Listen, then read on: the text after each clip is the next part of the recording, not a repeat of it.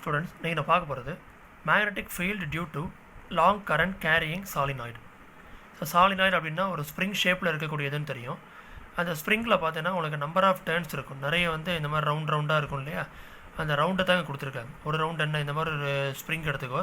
ஸ்ப்ரிங்கில் இந்த மேலேருந்து கீழே வரக்கூடியது ஒரு ரவுண்டு, ஒரு டர்ன். அதே மாதிரி இங்கே மேலேருந்து ஒரு டர்ன், இந்த மாதிரி ஒரு டர்ன், இந்த மாதிரி ரவுண்டாக இருக்கும் இல்லையா. அப்போ மேலேருந்து கீழே போகிறது தான் நம்ம என்ன பண்ணுறோம், நம்பர் ஆஃப் டர்ன்ஸ்னு எடுத்துக்கிறோம். இதில் total length of the solenoid பார்த்தீங்கன்னா கேபிட்டல் எல்னு எடுத்துக்கிறோம். அந்த கேபிட்டல் எல்லில் டோட்டல் நம்பர் ஆஃப் டர்ன்ஸ் எவ்வளோ இருக்குன்னா n நம்பர் ஆஃப் டர்ன்ஸ் இருக்கும். Capital n number of turns இருக்கும். இதில் ஃபர்ஸ்ட் ஆஃப் ஆல் நம்ம கன்சிடர் பண்ணுறது ஸ்மால் n. ஸ்மால் n என்னது, number of turns per unit length. மொத்தம் 10 மீட்டர் இருக்குதுன்னு வச்சுக்கோ. அதில் 1 மீட்டரில் எவ்வளவு நம்பர் ஆஃப் டர்ன்ஸ் இருக்குது, எவ்வளவு ஸ்ப்ரிங்கோட அந்த ரவுண்டாக இருக்கும் பார்த்தியா, அந்த ரவுண்ட்ஸ் இருக்குது அப்படின்றத நம்ம டர்ன்ஸ்னு சொல்கிறோம். 10 மீட்டரில் நம்ம சாலினாய்டு எடுத்துகிட்டு இருக்கோம். அதில் 1 மீட்டரில் 4 டர்ன் இருந்ததுன்னா ஸோ 4/1 வரும். அந்த 4/1 தான் என்ன ஸ்மால் என்னன்னு மார்க் பண்ணுவோம். ஸோ இந்த டாட்டும் கீழே உள்ள இந்த இன்ட்டு மார்க்கும் எதை ரெப்ரசன்ட் பண்ணணும்னா ஒரு டேர்னை ரெப்ரசன்ட் பண்ணும், ஒரு ரவுண்டை ரெப்ரசன்ட் பண்ணும். அடுத்து இந்த ரவுண்டு, அடுத்த ரவுண்டு இப்படி ரவுண்ட்ஸ் வந்துகிட்டே இருக்கும். இதுதான் நம்ம நம்பர் ஆஃப் டர்ன்ஸ் எடுக்கிறோம். இதில் ஆக்ட் ஆகக்கூடிய மேக்னெட்டிக் ஃபீல்டு பார்த்தோன்னா இந்த மாதிரி இருக்குது. ஏன்னா கரண்ட் ஃப்ளோ ஆகக்கூடியது இந்த டேர்ன்லேருந்து இங்கேருந்து வெளியில் வந்து மறுபடியும் என்னாகும், உள்ளே போயிட்டு அடுத்த டர்ன் வழியாக வெளியில் வந்து உள்ளே வரும். இப்படியே கரண்ட் ஃப்ளோ எனக்கு இந்த டைரெக்ஷனில் இருக்கும், அதாவது ஸ்ப்ரிங் டைரெக்ஷனில் இருக்கும். அப்போ இந்த கரண்ட் ஃப்ளோ இருக்கும் பொழுது அதுக்கு பெர்பெண்டிகுலர் டைரெக்ஷனில் மேக்னெட்டிக் ஃபீல்டு ஆக்ட் ஆகும். இந்த இடத்துல நான் என்ன பண்ணுறேன்னா ஒரு ஆம்பீரியன் லூப் கன்சிடர் பண்ணுறோம். இந்த ஆம்பீரியன் லூப் பார்த்தீங்கன்னா இந்த சைடு என்ன ஏபி, இது பிசி, சிடி, டிஏ. இது ஒரு க்ளோஸ்டு ஆம்பீரியன் லூப். இந்த வெளியில் இருக்கக்கூடிய இந்த லென்த் என்ன சொல்கிறோன்னா ஹெச்ன்னு எடுத்துக்கிறோம். இப்போ இதில் ஆக்ட் ஆகக்கூடிய ஃபீல்டு என்ன, B magnetic field. Next I current through the solenoid. Capital ஐன்றது என்னது, கரண்ட் த்ரூ தி சாலினாய்டு. இப்போ இந்த நம்பர் ஆஃப் இந்த க்ளோஸ்டு லூப் நம்ம எடுத்துக்கிறோம். இந்த க்ளோஸ்டு லூப் எடுத்துக்கும் போது இந்த க்ளோஸ்டு லூப் வழியாக எவ்வளவு கரண்ட்டு போகுது அப்படின்றத ஐ என்க்ளோஸ்டு அப்படின்னு எடுத்துக்கிறேன். ஏற்கனவே நமக்கு தெரியும் ஆம்பியர் சர்க்யூட்டல் லாவை பேஸ் பண்ணி நம்ம என்ன பண்ணலாம், closed integral of B vector dot dl vector equal to μ0 I enclosed அப்படின்னு எழுதிக்கலாம். இப்போ இந்த லெஃப்ட் சைடில் இருக்கக்கூடிய டேர்ம் என்ன, க்ளோஸ்டு லூப்புக்கு உண்டானது. அதாவது ஏல ஆரம்பித்து பிசிடிஏ. அப்போ இந்த 4 டேர்மை நான் பிரிக்கிறேன். எப்படி பிரிக்கலாம், ஏலேருந்து பி, பியிலேருந்து சி, சியிலேருந்து டி, டியிலேருந்து ஏ. ஸோ இந்த க்ளோஸ்டு இன்டெக்ரல் என்ன பண்ணணும்னா 4 பார்ட்டாக நம்ம பிரிக்க போகிறோம். எப்படின்னா ஏ டு பியில் ஒரு லைன் இன்டெக்ரல், பி டு சியில் line integral, C to D, D to A. So closed இன்டெக்ரலை பிரிச்சுட்டோன்னா இந்த சிம்பிள் 4ஆக பிரிக்கும் போது இந்த ரவுண்ட் சிம்பிள் வரக்கூடாது. ஏலேருந்து பி வரைக்கும் B vector dot dl vector, அடுத்து B to C, C to D, D to A. இந்த மாதிரி 4 பார்ட்ஸாக பிரிச்சாச்சு. ஈக்குவல் டு ரைட் சைடில் உள்ளதை அப்படியே வச்சுக்கும். நெக்ஸ்ட் என்ன பண்ணணும்னா இந்த B vector dot dl vector இருக்கு இல்லையா, இது வந்து டாட் ப்ராடக்ட்டில் இருக்குது. டாட் ப்ராடக்ட்டில் இருக்கிறத நம்ம எக்ஸ்பேண்ட் பண்ணோன்னா இந்த வெக்டர் வராது, டாட் வராது. என்ன ஆகும், பி வெக்டர் டாட் டிஎல் வெக்டர்ன்றது பிடிஎல் காஸ்டீட்டான்னு தெரியும். அதே மாதிரி இதுவும் பிடிஎல் காஸ்டீட்டா, இந்த டேர்மும் பிடிஎல் காஸ்டீட்டா, இதுவும் B dl cos theta, which is equal to μ0 I என்க்ளோஸ்டுன்னு வந்துடும். இப்போ இந்த இடத்துல பிக்கும் டிஎலுக்கும் இடையில இருக்கக்கூடிய ஆங்கிள் தான் டீட்டான்னு சொல்கிறோம். நான் என்ன காம்பவுண்ட் எடுத்துகிட்டு இருக்கேன், என்ன பார்ட் எடுத்துகிட்டு இருக்கேன், ஏபின்னு ஒரு பார்ட் எடுத்துகிட்டு இருக்கேன். இதான் எனக்கு என்ன டிஎல் மாதிரி. இந்த பி வெக்டர் இருக்குது, பி வெக்டர் இப்படி ஆக்ட் ஆகுதா, இதில் இந்த டிஎல்ன்றது இந்த ஏபி தான் டிஎல். இப்போ இந்த பின்ற பார்ட்டுக்கும் இந்த ஏபின்ற பார்ட்டும் எப்படி இருக்குது, பேரலாக இருக்கா. இதுவும் பேரலாக இருந்தால் டீட்டாவோட வேல்யூ என்ன, 0. Next one P to C. இந்த பி டு சி எடுத்துக்கும். பி டு சின்ற பார்ட் எப்படி இருக்குது, இந்த பி வெக்டருக்கு பெர்பெண்டிகுலராக இருக்கா. ஸோ இதை நான் டிஎல் மாதிரி எடுத்துக்கலாம். இந்த டிஎல் இந்த பிக்கு எப்படி இருக்குது, பெர்பெண்டிகுலராக இருக்குது. So theta equal to 90 degree. Next C to D. C to D எடுத்துக்கும். இந்த சி டு டி இந்த மேக்னெட்டிக் ஃபீல்ட் லைனுக்கு எப்படி இருக்குது, ஆன்டி பேரலாக இருக்கா. அதாவது டி டு சின்னு கூட வச்சுக்கலாம். ரெண்டும் பேரலாக இருக்க மாதிரியும் கன்சிடர் பண்ணலாம். மறுபடியும் இந்த இடத்துல டீட்டாவோட வேல்யூ என்ன, 0.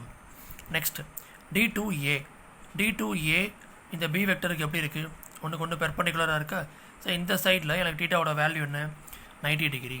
ஸோ இது பேரலாக இருக்குது, இது பெர்பெண்டிகுலராக இருக்குது, இது அகெயின் பேரலாக இருக்கும், இது அகெயின் பெர்பெண்டிகுலராக இருக்கும். ஸோ இது ரெண்டுக்கும் எனக்கு டீட்டா வேல்யூ 90 டிகிரி, இந்த ரெண்டுலேயும் theta value 0 degree. Another one case என்ன அப்படின்னா இங்கே மேலே உள்ளது எப்படி இருக்குது, மேலே உள்ள பார்ட் பாருங்கள். இந்த பார்ட் எப்படி இருக்கும், இந்த சாலினாய்டுக்கு வெளியில் இருக்கா, இந்த சாலினாய்டுக்கு அவுட்டரில் இருக்கும். ஸோ அவுட்டரில் இருக்கும்போது இதோட மேக்னெட்டிக் ஃபீல்டு என்ன, 0. அந்த சாலினாய்டை விட்டு வெளியில் இருந்தால் மேக்னெட்டிக் ஃபீல்டு எவ்வளோ வரும்? 0ன்னு வரும். எந்த பார்ட்டில்? C2Dன்ற பார்ட்டில். அப்போ C2Dன்ற பார்ட் எடுத்துக்கும் போது அந்த இடத்துல பியோட வேல்யூ என்ன? 0. இங்கே நீ அப்ளை பண்ணிப்பார். தீட்டாவோட வேல்யூ 0, cos 0 வேல்யூ என்ன? 1.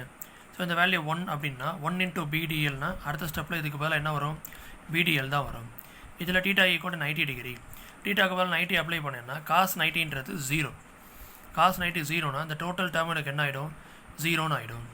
அடுத்தது தீட்டா ஈக்குவல் 0 அப்ளை பண்ணுற, ஆனால் இங்கே என்ன இருக்குது? B ஈக்குவல் 0வும் இருக்குது. தீட்டாவோட வேல்யூ 0, பியோட வேல்யூ 0 அப்படின்னா பியோட வேல்யூ 0ன்னு வச்சாலே இந்த தேர்ட் டேர்ம் முழுவதும் எனக்கு என்ன ஆகிடும்? 0ன்னு ஆகிடும். அடுத்தது ஃபோர்த் டேர்மில் again theta equal 90 degree. cos 90யோட வேல்யூ என்ன? 0. 0 × anything 0ன்னு தான் வரும். அப்போ எனக்கு எந்த டேர்மில் எனக்கு கேன்சல் ஆகுது? இந்த டேர்ம் எனக்கு வராது. அதே போல் இது B 0 இருக்கிறதுனால இந்த செகண்ட் டேர்மும் எனக்கு வராது, தேர்ட் டேர்ம் வராது. அடுத்து இதில் தீட்டா ஈக்குவல் 90 டிகிரின்றனால ஃபோர்த் டேர்மும் வராது. வரக்கூடிய டேர்ம் என்ன? இது 1 மட்டும்தான். இது 1ல் என்ன இருக்குது? தீட்டாவோட வேல்யூ 0ன்னு போட்டேன்னா cos 0 1 × BDLன்னு இருக்கும். ஸோ இந்த second term, third term, fourth term இந்த ரீசன்னால எனக்கு கேன்சல் ஆகிடுது. ஈக்குவல் டு என்ன இருக்கும்? μ0 I enclosedன்னு வரும். ஸோ லாஸ்ட் ஸ்டெப்பில் என்ன பார்த்தோம்? ஃபஸ்ட் டேர்ம் மட்டும் தான் மீதி இருக்கிறதா சொன்னோமா? A to B integration A to B BDL equal to μ0 I enclosed. இதில் Bன்றது கான்ஸ்டன்ட், அந்த கான்ஸ்டண்ட்டை வெளியில் எடுத்துருங்க. மீதி என்ன இருக்கும்? DL இருக்கும். DL ஈக்குவல் டு μ0 I enclosedன்னு போட்டாச்சு. இன்டகிரேஷன் ஆஃப் dx அப்படின்னா என்னது? எக்ஸ்ன்னு சொல்லுவோம் இல்லையா? அது மாதிரி இன்டகிரேஷன் ஆஃப் DL அப்படின்னா Lன்னு வரும். இந்த B அப்படியே வச்சுக்கோ. இன்டகிரேஷன் ஆஃப் DLனா Lன்னு வரும். இந்த இன்டகிரேஷன் சிம்பிள் வராது. A to Bன்ற லிமிட்டை ரைட் சைடு ப்ராக்கெட்டில் போட்டுடணும். ரைட் சைடில் உள்ளதை அப்படியே வச்சுக்கோ. இதில் A to Bன்றது லிமிட்ஸ். B மைனஸ் A அப்படின்னா என்னது? அந்த total length of the Amperian லூப்னு எடுத்துப்போம். ஸோ பியிலேருந்து ஏயை மைனஸ் பண்ணோன்னா ஒரு பர்டிகுலர் லென்த் கிடைக்கும். இங்கே பார்த்தீங்கன்னா தெரியுதா?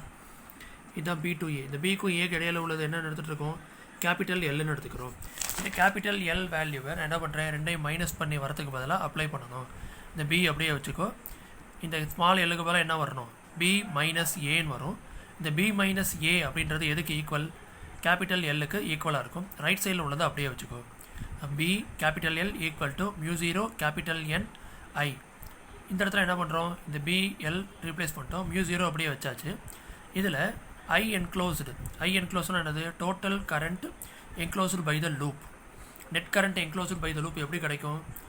ஒரு டேர்னில் போகக்கூடிய கரண்ட்டை டோட்டல் நம்பர் ஆஃப் டேர்ன்ஸால் மல்டிப்ளை பண்ணணும். இப்போ மொத்தம் 10 டேர்ன் இருக்குன்னு வச்சுக்கோ. அந்த 10 டேர்ன் என்ன பண்ணணும்? ஒரு டேர்ன் வழியாக போகக்கூடிய கரண்ட்டால் மல்டிப்ளை பண்ணணும். ஒரு டேர்னில் 2 ஆம்பியர் கரண்ட் போகுதுன்னு வச்சுக்கோ. அப்போ 10 × 2 என்னது? 20ன்னு வரும். அந்த 20 தான் எனக்கு என்ன? I enclosed. So I enclosed பதிலாக என்ன பண்ணுறோம்? N × I போட்டாச்சு. இதை நான் ரீப்ளேஸ் பண்ணி போட்டிருக்கேன். அடுத்து இதில் B கேல்குலேட் பண்ணணும் அப்படின்னா இந்த கேபிட்டல் L ரைட் சைடில் வந்துடும். μ0 NI பை கேபிட்டல் L. இந்த இடத்துல ஆல்ரெடி நம்ம எடுத்துகிட்டு இருந்தோம். என்னது? இந்த μ0 NI பை L இல்லை, இந்த capital N by capital L அப்படின்றது என்னது? Small n. ஸோ அந்த ரவுண்ட் பண்ணுறதுக்கு பதிலாக என்ன பண்ணலாம்? ஸ்மால் n ரீப்ளேஸ் பண்ணலாம். B அப்படியே வச்சுக்கோ. μ0 அப்படியே வந்துடும். கேபிட்டல் N பை Lக்கு பதிலாக ஸ்மால் n வரும். இந்த ஐயை அப்படியே வச்சுக்கோ. So B equal to μ0 NI. இதில் Bன்றது என்னது? Magnetic field. μ0 permeability of free space. Small n number of turns by unit length. ஐன்றது என்னது? Current flows through the single turn.